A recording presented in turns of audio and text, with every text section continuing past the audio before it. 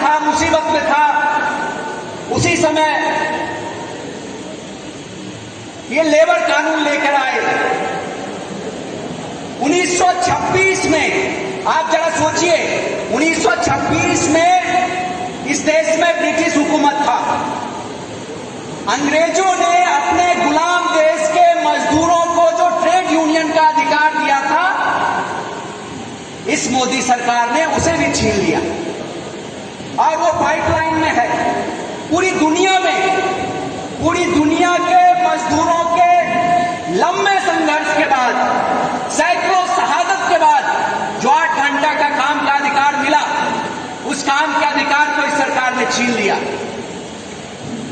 आज कई जगह मजदूरों को 10 घंटा, 12 घंटा, 14 घंटा तक काम करना पड़ता है। एक तरफ देश को संकट में धकेला, मुसीबत में धकेला, आपदा में धकेला, और दूसरी तरफ इस देश ने पिछले 70-75 सालों में जो कुछ भी हासिल किया, इस देश ने आजादी के आंदोलन में देश की जो सबसे बड़ी उपलब्धि बाबा साहब के नेतृत्व में हमें संविधान मिला, जो हमें शिक्षित होने का, संगठित होने का, संघर्ष करने का अधिकार देता है, उस संविधान को हमने छीनने का कोशिश किया। और लगातार ये सारे के सारे कानून संविधान को ताक पे रखकर लाए जा रहे हैं। उसी लॉकडाउन के दौरान रेलवे सहित इस देश के लगभग 2 दर्जन जो रत्न कंपनियां थी, उन सारे कंपनियों को नीलामी के बाजार में रखा। आप जान लीजिए, भारतीय रेल से हिंदुस्तान की जनता का सिर्फ यातायात का रिश्ता नहीं है, हिंदुस्तान के करोड़ों करोड़ नौजवानों के सपनों को भारतीय रेल होता है। क्योंकि रेलवे में हर साल 30 से 40 हजार नौजवानों को रोजगार मिलता था। ये सरकार जब से आई है, रोजगार नहीं मिला।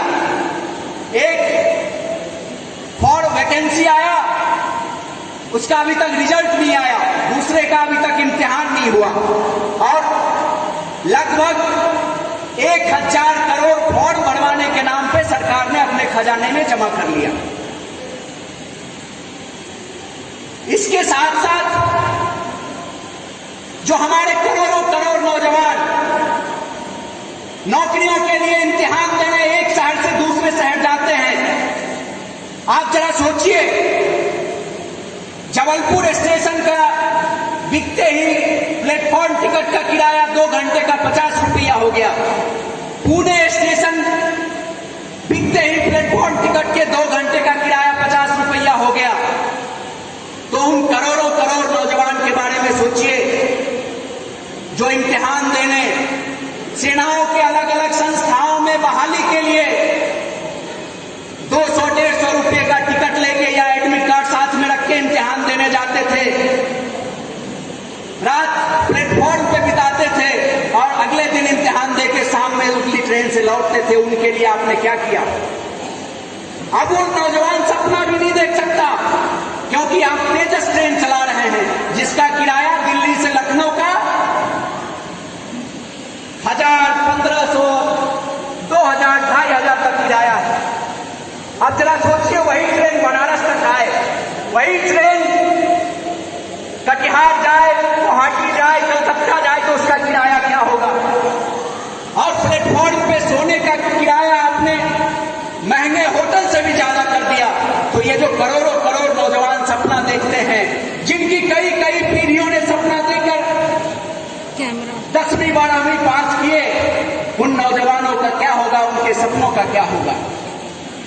एक कहावत था, घर में कभी झगड़ा होता था तो घर के सदस्य कहते थे कि क्या तो हम प्लेटफॉर्म पे चले जाएं। मतलब रेलवे का प्लेटफॉर्म किसी भी व्यक्ति के लिए हमेशा खुला रहता है, कोई भी जाके वहां रात बिता सकता है, कोई भी रोजी रोटी का कुछ साधन कमा सकता है। आज इस पूरे भारतीय रेल को इस सरकार ने नीलाम कर दिया। हिंदुस्तान पेट्रोलियम बेच दिया, भारत पेट्रोलियम बेच दिया, इंडियन ऑयल बेच दिया, कोल इंडिया बेच दिया, हिंदुस्तान एरोनॉटिक लिमिटेड बेच दिया, हेल बेच दिया, सेल बेच दिया, और अभी अभी 10 दिन पहले रेल से लेके, रेलगाड़ी से लेके, स्टेडियम से लेके, स्कूल से लेके, हॉस्पिटल से लेके, सड़क से लेके, गैस का पाइपलाइन से लेके, एक एक जो इस देश की मजबूत कंपनियां थी, बड़ी बड़ी कंपनियां थी, जो पिछले 70-75 सालों में इस देश ने हासिल किया, उसमें हिंदुस्तान के लोगों का खून पसीना लगा। उन सारी की सारी कंपनियों को मोनेटाइजेशन के नाम पे नीलामी के बाजार में रख दिया। और ये सरकार इन सारी कंपनियों को खरीदने के लिए जनता का जो बैंक है, जो सरकारी बैंक है, उनसे कर्जा भी दे रही है। इसीलिए मैंने कहा कि ये दौर बहुत ही खास दौर है और इस मुल्क की जो सच्चाई है, उस सच्चाई को जनता के सामने, जनता के बीच ले जाने की जिम्मेदारी जिस मीडिया पे थी, वो मीडिया आज सरकार के गोदी में बैठी हुई है। इसीलिए हम नौजवानों का ऐसे माहौल में, ऐसे समय में हमारी जिम्मेदारी और भी बढ़ जाती है। इस मुल्क की जो सच्चाई है, इस मुल्क पे, हमारी उपलब्धियों पे, हमारे अधिकारों पे जो हमले हैं, उन एक एक हमलों को जनता के बीच ले जाएं। और ये कौन लोग कर रहे हैं? ये लोग अपने आप को देशभक्त कहते हैं। आजादी के आंदोलन में जिनकी कोई भूमिका नहीं है, आजादी के आंदोलन में लोग शहीद हो रहे थे, उनका नेतृत्व कर रहे थे, जेल जा रहे थे, उनके खिलाफ ये लोग गवाहियां दे रहे थे। अंग्रेजों के पेंशन पे पलने वाले ये लोग आज जब सत्ता में आए हैं तो पूरे मुल्क को बेचने का साजिश, पूरे देश को नीलामी की मंडी बना देने की साजिश कर रहे हैं। और इनका भी नौजवान सभा इसे कतई नहीं होने देगा। और ये उत्तर प्रदेश बनारस में जो नरेंद्र मोदी का संसदीय क्षेत्र भी है, यहां से इस बात का ऐलान करने आए हैं, आपसे अपील करने आए हैं। आज देश जब बेरोजगारी के सबसे चरम दौर में है, आजादी से लेकर अब तक इतनी बुरी स्थिति नहीं थी रोजगार की, उस दौर में मीडिया क्या कर रहा है? आप मीडिया का देखें तो 90%, 95%, 98%, 99% जो टीवी पे डिबेट हुए हैं वो अफगानिस्तान पे हुए। और ये मीडिया, ये डिबेट कौन लोग करवा रहे हैं? आप एक एग्जाम्पल से समझ सकते हैं। उमर खालिद का मामला जब कोर्ट में जज ने पूछा, कोर्ट ने पूछा कि आप किस आधार पे इन पे आतंकवाद की धारा आपने लगाई है, तो पुलिस ने कहा कि जी हमारे पास तो कुछ नहीं है, हम न्यूज 18 और टाइम्स नाउ जो वीडियो दिखा रहे थे उसके आधार पे हमने लगा दिया।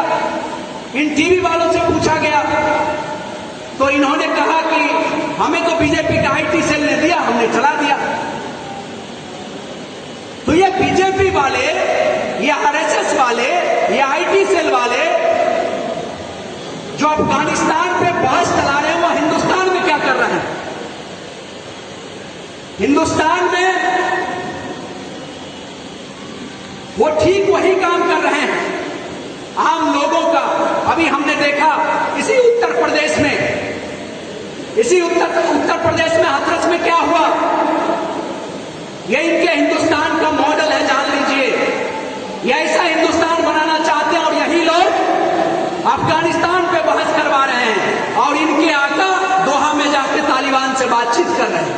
और यूपी में हमने क्या किया, हाथरस में मनीषा वाल्मीकि के साथ बलात्कार हुआ, उसकी जीभ काट ली गई, रीढ़ की हड्डियां तोड़ दी गई, थाने में एफआईआर नहीं हुआ, 7 दिन के बाद एफआईआर हुआ तो सही धारा नहीं लगाया गया, हॉस्पिटल में इलाज नहीं हुआ, लड़की की मौत हो गई और मौत के बाद बंदूक के नोक पे रात के अंधेरे में आपने लाश को जला दिया, परिवार वालों को लाश नहीं दिया। इसीलिए अफगानिस्तान पे बात करने का आपका कोई नैतिक हक नहीं है।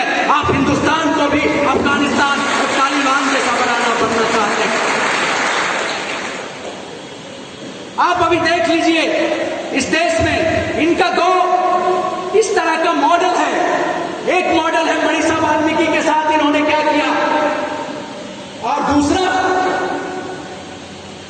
लंबी फहरिस्त है।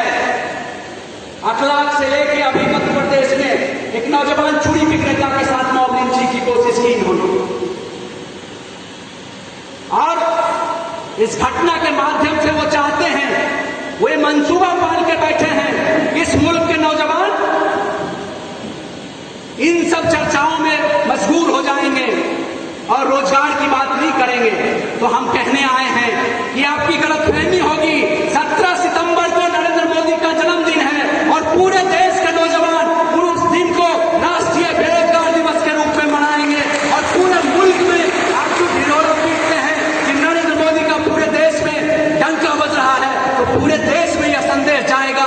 पिछले 17 सितंबर को भी गया था, इस 17 सितंबर को भी जाएगा कि हिंदुस्तान का नौजवान कोई हिंदू मुस्लिम कोई मॉब लिंचिंग से बहकने वाला नहीं है। हिंदुस्तान के नौजवान को रोजगार चाहिए और इस रोजगार की लड़ाई आगे बढ़ेगी, एक मुकम्मल लड़ाई तक की दिशा में जाएगी। उन लोगों ने एक कोशिश की है कि इस तरह के जो भी ताकत हैं, जो रोजगार के सवाल पे, सामाजिक न्याय के सवाल पे जो भी लड़ने वाले लोग हैं, उन लोगों के एक मंच पे लाया जाए और इनकी जो साजिश है देश को सांप्रदायिकता की आग में धकेल के रोजगार का जो सवाल है, नौजवानों का जो सपना है, उन सपने को पीछे धकेल देने का जो इनका साजिश है, उसको खत्म करके रोजगार के सवाल पे हम लोग पताका बुलंद करेंगे। इसीलिए छा जाइए आंदोलन के मैदान में लाल झंडा लेके और आने वाले चुनाव में सांप्रदायिकता नहीं, रोजगार का सवाल केंद्र में रहेगा। चुनाव रोजगार के सवाल पे होगा और इस प्रदेश का नौजवान तय करेगा योगी आएगा या फिर जमीन के नीचे दफन होगा, ये रोजगार का सवाल तय करेगा। इसलिए आज का ये सम्मेलन बहुत बड़ी चुनौतियों को लेकर आपके सामने खड़ा है। आपको यह तय करना है कि ये जो उत्तर प्रदेश के सामने, उत्तर प्रदेश के नौजवानों की तरफ देश के जो करोड़ों करोड़ नौजवान निगाहें लगाए बैठे हैं कि उत्तर प्रदेश में चुनाव है, उत्तर प्रदेश में नौजवानों का लड़ने का एक इतिहास रहा है, यह स्वाद बिस्मिल का प्रदेश है। पूरे देश के नौजवान आपकी तरफ निगाहें लगाकर बैठे हैं, इसीलिए आपके सामने ये बड़ी चुनौती है। हम उम्मीद करते हैं कि आने वाले समय में आपके सामने जो चुनौती है, उस चुनौती को लेते हुए उत्तर प्रदेश के अंदर या तो रोजगार आएगा या योगी जाएगा। इस नारे को आप लोग बुलंद करेंगे, इस नारे के साथ आप लोग आंदोलन के मैदान में जाएंगे। दिल्ली के सरहदों पे 9 महीने से हमारे किसान साथी बैठे थे। जसवीर जी हमारे बीच में हैं, उस आंदोलन की नेता, और अभी मुजफ्फरनगर ने एक पूरे दुनिया को एक संदेश दिया कि 2013 में उसी धरती पे आपने हिंदू मुस्लिम करके पूरे देश का फिजा बदल के आपने सांप्रदायिक करने की कोशिश की। किसान आंदोलन ने उसी मुजफ्फरनगर में जाके फिर से इस मुल्क का फिजा बदला कि हिंदुस्तान के अंदर नौजवान और किसान सांप्रदायिकता के आग में देश को जाने नहीं देंगे, देश को बचाएंगे और किसान और नौजवान मिलकर इस मुल्क को बचाएंगे।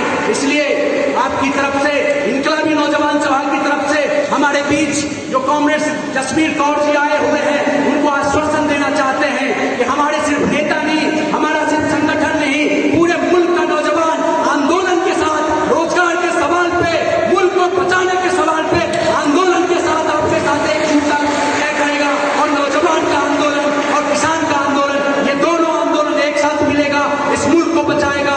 बहुत बहुत शुक्रिया। इनकलाब जिंदाबाद। जय भीम।